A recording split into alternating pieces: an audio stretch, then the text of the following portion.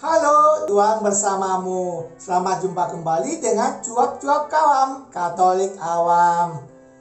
Mari Bapak dan Ibu, kakak adik, saudara-saudara, teman-teman, dan rekan-rekan semua, mari bersama dengan Cuap-Cuap Kawam, Katolik Awam, kita membaca bacaan liturgi hari Rabu tanggal 2 Juni tahun 2021. Adalah hari biasa, pekan biasa ke-9. Bacaan pertama diambil dari kitab Tobit pasal 3 ayat 1 sampai 11a, ayat 13, ayat 16 sampai 17. Mazmur tanggapan diambil dari Mazmur pasal 25 ayat 2 sampai 4a, ayat 4b sampai 5ab, ayat 6 sampai ayat 7bc, ayat 8 sampai ayat 9. Baik, pengantar Injil diambil dari Injil Yohanes pasal 11 ayat 25a dan ayat 26, dan bacaan Injil diambil dari Injil Markus pasal 12 ayat 18 sampai 27. Ingat untuk memberikan komentar dan juga share kepada yang lain sehingga mereka juga bisa membaca dan mendengarkan bacaan hari ini. Mari kita hening sejenak sebelum kita membaca bacaan pertama.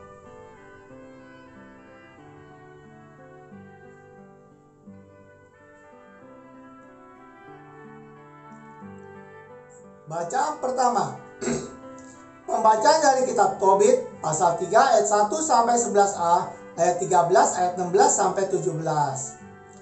Pada waktu itu Tobit bersedih hati, mengeluh dan menangis. Dengan keluh kesah ia berdoa begini, Engkau adil ya Tuhan, dan adilah semua perbuatanmu. Segala tindakanmu penuh belas kasih dan kebenaran. Engkaulah hakim atas dunia semesta. Oleh sebab itu, ya Tuhan, ingatlah akan daku, pandanglah aku. Jangan aku kau hukum sekedar segala dosa dan kekilafanku, atau setimpal dengan dosa nenek moyangku. Aku telah berdosa di hadapanmu dan melanggar segala perintahmu, maka kami kau serahkan untuk dirampasi, ditawan dan dibunuh. Kami kau jadikan sindiran dan tertawaan, orang ternista di tengah sekalian bangsa, di mana kami kau cerai-beraikan. Memang tepatlah hukumanmu, jika kini aku kau perlakukan sekedar segala dosaku, karena kami tidak memenuhi perintah-perintahmu, dan tidak hidup baik di hadapanmu. Kini perbuatlah kepadaku sekehendakmu, sudilah mencabut nyawaku, sehingga lenyaplah aku dari muka bumi dan kembali menjadi debu. Sebab mati lebih berguna bagiku dari hidup, karena aku harus mengalami nista dan fitnah, dan sangat sedih rasa hatiku. Ya Tuhan, biarlah aku lepas dari susah ini, biarlah aku lenyap menuju tempat abadi. Janganlah wajahmu kau palingkan daripadaku ya Tuhan. Lebih bergunalah mati saja daripada melihat banyak susah dalam hidupku. Sebab kalau mati, tidak dapat lagi aku mendengar nista. Pada hari yang sama terjadilah bahwa Sarah putri Raguel di kota Ekbatana di negeri Media mendengar dirinya dihina oleh seorang pelayan perempuan ayahnya. Adapun Sarah itu sudah diperistrikan kepada 7 pria. Tetapi mereka semua dibunuh oleh Asmodeus, setan jahat, sebelum Sarah bersatu mereka sebagaimana layaknya seorang istri. Kata pelayan itu kepada Sarah, Engkau sendirilah yang membunuh para suamimu. Engkau sudah diperistrikan kepada 7 orang, tetapi tidak ada seorang pun yang kau nikmati.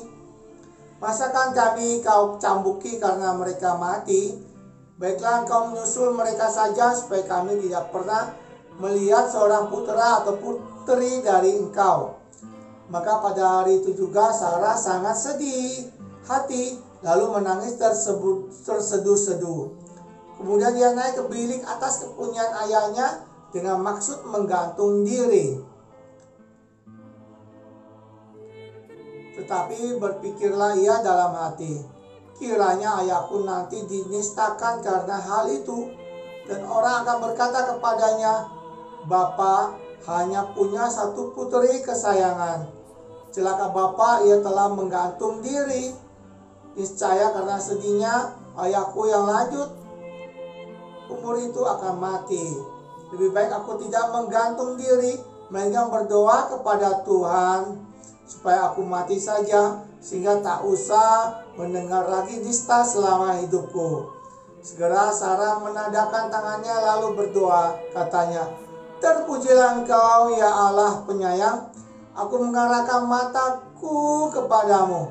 Semoga aku dilenyapkan saja dari muka bumi, sebab aku tidak mau lagi mendengar nista."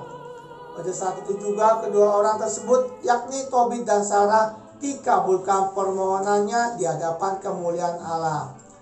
Allah mengutus Rafael untuk menyembuhkan kedua-duanya, yaitu dengan menghapus bintik-bintik putih dari mata Tobit, sehingga ia dapat melihat cahaya Allah dengan matanya sendiri, dan dengan memberikan Sarah putri Raguel kepada Tobia, putra Tobit, sebagai istri, dan dengan melepaskannya dari Asmodeus, setan jahat itu. Memang Tobia lebih berhak memperoleh Sarah dari semua orang lain yang ingin memperistri dia. Pada saat yang sama, Tobit kembali dari pelataran masuk ke rumahnya, dan Sarah putri Raguel turun dari bilik atas itu. Demikianlah sabda Tuhan, syukur kepada Allah. Mazmur tanggapan, referen, kepadamu ya Tuhan, kuarahkan jiwaku. Kepadamu ya Tuhan, kuarahkan jiwaku. Allahku, kepadamu aku percaya. Janganlah kiranya aku mendapat malu. Janganlah musuh-musuhku beria-ria atas diriku. Referen, kepadamu ya Tuhan, kuarahkan diriku. Kuarahkan jiwaku. Beritahukanlah jalan-jalanmu kepadaku ya Tuhan. Tunjukkanlah lorong-lorongmu kepadaku. Bawalah aku berjalan dalam kebenaranmu dan ajarlah aku, sebab Engkaulah Allah yang menyelamatkan aku. Referen, kepadamu ya Tuhan, kuarahkan jiwaku. Ingatlah segala rahmat dan kasih setiamu ya Tuhan, sebab semuanya itu sudah ada sejak purbakala. Ingatlah kepadaku sesuai dengan kasih setiamu, serta karena kebaikanmu ya Tuhan. Referen, kepadamu ya Tuhan, kuarahkan jiwaku. Tuhan itu baik dan benar, sebab itu Ia menunjukkan jalan kepada orang yang sesat. Ia membimbing orang-orang yang rendah hati menurut hukum, dan Ia mengajarkan jalannya kepada orang-orang yang bersahaja. Referen, kepadamu ya Tuhan, kuserahkan jiwaku. Baik pengantar Injil. Haleluya, haleluya. Akulah kebangkitan dan kehidupan. Barang siapa percaya kepadaku, tak akan mati. Haleluya, haleluya. Bacaan Injil. Inilah Injil Yesus Kristus menurut Markus pasal 12 ayat 18 sampai 27. Pada suatu hari datanglah kepada Yesus beberapa orang Saduki yang berpendapat bahwa tidak ada kebangkitan.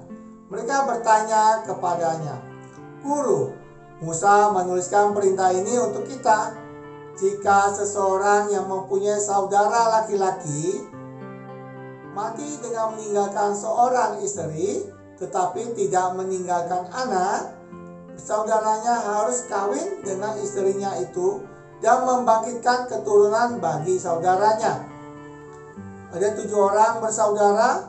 Yang pertama kawin dengan seorang wanita, lalu mati tanpa meninggalkan keturunan. Maka yang kedua mengawini dia, tetapi juga mati tanpa meninggalkan keturunan. Demikian juga yang ketiga, dan begitu seterusnya. Ketujuh-tujuhnya tidak meninggalkan keturunan. Akhirnya wanita itu pun mati. Pada hari kebangkitan, bila mana mereka bangkit, siapakah yang menjadi suami perempuan itu? Sebab ketujuh-tujuhnya telah beristrikan dia. Jawab Yesus kepada mereka, "Kalian sesat. Justru karena kalian tidak mengerti kitab suci maupun kuasa Allah. Sebab di masa kebangkitan, orang mati, orang tidak kawin atau dikawinkan. Mereka hidup seperti malaikat di surga. Mengenai kebangkitan orang mati, tidakkah kalian baca dalam kitab Musa, yaitu dalam cerita tentang semak berduri, bahwa Allah bersabda kepada Musa, "Akulah Allah Abraham, Allah Ishak, dan Allah Yakub." Allah bukanlah Allah orang mati, melainkan Allah orang hidup. Kamu benar-benar sesat. Demikianlah Injil Tuhan, terpujilah Kristus.